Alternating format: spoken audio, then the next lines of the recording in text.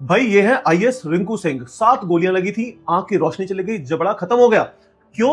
क्योंकि 2008 या 9 की बात है, वहां पे सोशल वेलफेयर ऑफिसर बन के जाते हैं और नौकरी के 4 महीने के अंदर इन्होंने भाई साहब वहां पे एक स्कैम पकड़ लिया। यूपी के अंदर स्कैम था 80 से 100 करोड़ का। अब जब स्कैम पकड़ा तो भाई साहब उसके बाद हलचल मच गई।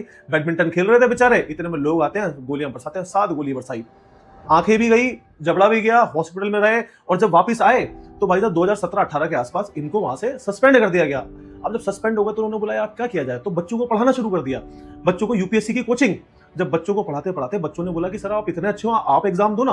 तो इन्होंने बोला मैं कैसे एग्जाम दूं? तो उन्होंने बोला आप डिसेबिलिटी के कोटे से दो ना, आपकी आंख भी नहीं है, जबड़ा भी नहीं है, जेन्युइन केस है। भाई साहब एग्जाम दिया, क्लियर कर दिया। 2023 में आईएएस ऑफिसर बन गए। अब जब आईएएस ऑफिसर बने तो यूपी में एसडीएम बन के आ गए एक जगह पे। अपनी नौकरी के पहले ही दिन इंस्पेक्शन करने के लिए निकल गए। अब वहां पे वकीलों ने शिकायत डाली हुई थी कि भैया जो लोकल तहसील है वहां पे जो बाथरूम है, वॉशरूम्स है, वो बड़े गंदे हैं, टॉयलेट करने बाहर जाना पड़ता। जैसे ही वहां पहुंचे तो क्लर्क साहब जो थे वो खुले में सुसु कर रहे थे। तो उन्होंने क्लर्क साहब को बुलाया, भैया क्या कर रहे हो? उन्होंने बोला भाई साहब बाथरूम गंदे हैं। तो उन्होंने बोला उठक बैठक लगाओ, तुम ठीक को नहीं कराते हो, उठक बैठक लगवा दी। इतने में वकीलों ने प्रोटेस्ट कर दिया, भैया तो सब कुछ गंदगी है यहाँ पे। इन्होंने भाई साहब वकीलों के सामने कान पकड़ा और बोला मैं ही सीनियर ऑफिसर हूं तो मेरी जिम्मेदारी है। तो उनके सामने इन्होंने उठक बैठक लगा दी। वीडियो वायरल हो गया, कुछ उन्होंने इनको बहुत प्यार दिया, कुछ उन्होंने क्रिटिसाइज कर दिया। 36 घंटे लगे उस इंसिडेंट के बाद इनका ट्रांसफर होने में।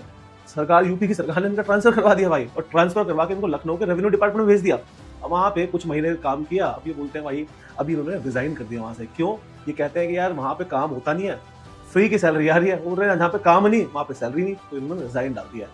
सिस्टम के अंदर अच्छे लोग, ईमानदारी और ईमान, ये कुछ वैल्यू नहीं है भाई। अगर आप ईमानदार हो तो आप पीस दिए जाओगे चक्की के अंदर। और इनके पिता को आप देखोगे वो चक्की में आटा पीसते थे। इनका घर आप देख लोगे तो आपको पता लग जाएगा कि बैंक में एक्चुअली में बैंक बैलेंस है या नहीं है। ईमानदारी की सजा हमारे देश में यही है। सर सल्यूट है, रिंकू सिंह जैसे ऑफिसर्स